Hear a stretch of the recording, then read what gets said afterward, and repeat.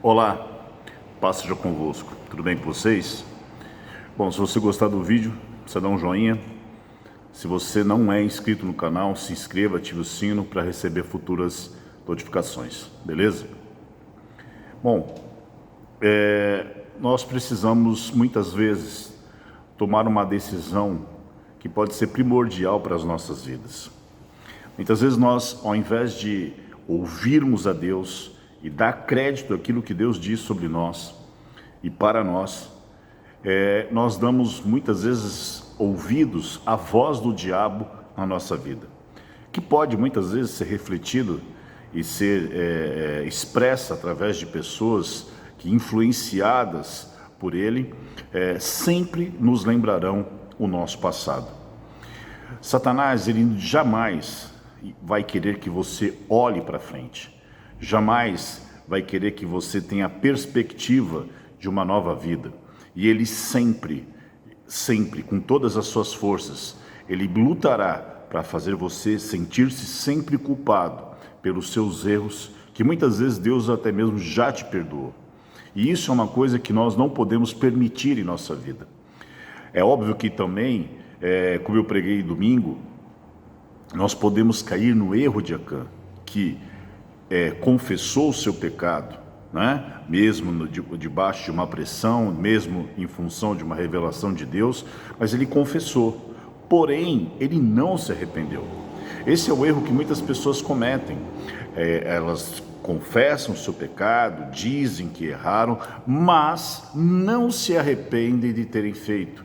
Porque o perdão de Deus, ele só pode ser estendido a partir do nosso arrependimento. Então, o que nós precisamos entender nesse contexto todo é que, baseado nas ações das pessoas em relação a nós, e muitas vezes influenciadas pelo domínio do mal em suas vidas, trazendo sobre nós o passado e a culpa, nós achamos que Deus, ele nos tratará da mesma forma. Então, nós carregamos o excesso de passado, carregamos o excesso de culpa. É óbvio que tem coisas que talvez nós não gostaríamos nem de comentar com alguém, mas isso não quer dizer que a gente tem que continuar se sentindo culpado pelos nossos erros, pelos nossos pecados. Salmo 103, no verso 4 diz assim: quem da cova redime a tua vida e te coroa de graça e misericórdia. No verso 10 diz assim: não nos trata segundo os nossos pecados, nem nos retribui consoante as nossas iniquidades. Ora, muitas vezes nós estamos mortos no nosso pecado, e como diz o texto, ele nos redime da cova, nos redime a vida, e ele nos coroa de graça. E o que é graça? É o favor que eu não mereço. E o que é misericórdia? É a punição que eu mereço receber e não recebo. Então Deus, ele não é como o homem. Ele concede a sua graça a nós, ele estende o seu favor, mesmo que nós não mereçamos. E isso fica muito claro quando a gente olha para Jesus na cruz. Nós não merecíamos que Cristo pagasse o preço em nosso lugar, porém Deus o entregou por amor a nós. Por outro lado, o salário do pecado, a palavra de Deus diz que o salário do pecado é a morte. A sentença de morte estava sobre nós, mas pela sua misericórdia nós somos totalmente sarados e libertos do poder do mal, do poder do pecado sobre as nossas vidas, e automaticamente, através da justificação de Jesus Cristo, nós podemos vivenciar. Então, o que eu quero fazer você entender é que Deus, ele não vai nos fazer olhar para trás. Você pode pegar o Salmo 1 e você pode pegar Josué capítulo 1. O que ele vai nos ensinar? Olha para frente. Medita no livro dessa lei. E o que o livro dessa lei ensina? É tudo isso que eu estou dizendo para você.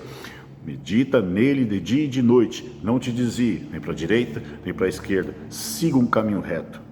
É para frente. Não há como você, por exemplo, andar de carro numa estrada querendo dar marcha ré. É isso que Deus está nos propondo. Há um destino proposto para nós, há um caminho a ser seguido, e esse caminho chama-se Jesus. É a estrada condutora que nos levará à salvação, que nos levará a cumprir o propósito de Deus na nossa vida. Só que, por que muitas vezes nós olhamos para trás? O passado é ponto apenas de referência no sentido de nós não cometermos os mesmos erros, porque há um princípio que diz o seguinte, que aquele que não conhece o seu passado, a sua história, está fadado a cometer os mesmos erros. Então, eu vou olhar para trás sim, mas para poder ter referência de não cometer erros novamente, e vou seguir adiante dentro do caminho que Deus está me propondo. Para você entender, você já deve ter ouvido isso, né? Mas reforçando, o carro ele tem 3 retrovisores, são pontos apenas de referência, para que você tenha sentido de localização, mas você não anda olhando para trás. Você tem um para-brisa enorme à sua frente para que você se conduza adiante. É esta a proposta de Deus. Deus é um Deus de novidade de vida. Deus é um Deus de transformação. Deus é um Deus de cura. Deus é um Deus de mudança de história.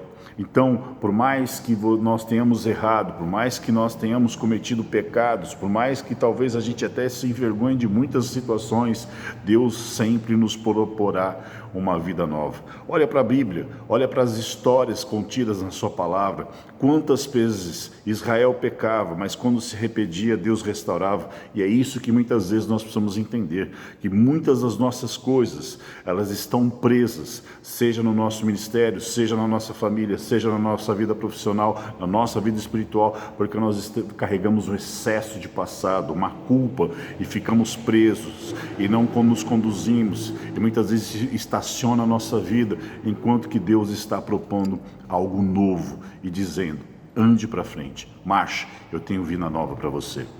Quando o povo hebreu estava diante do mar, e atrás vinha Faraó, Deus disse assim, diga ao povo que marche. A proposta de Deus, na maioria das vezes será, caminhe, vá adiante, eu estou contigo.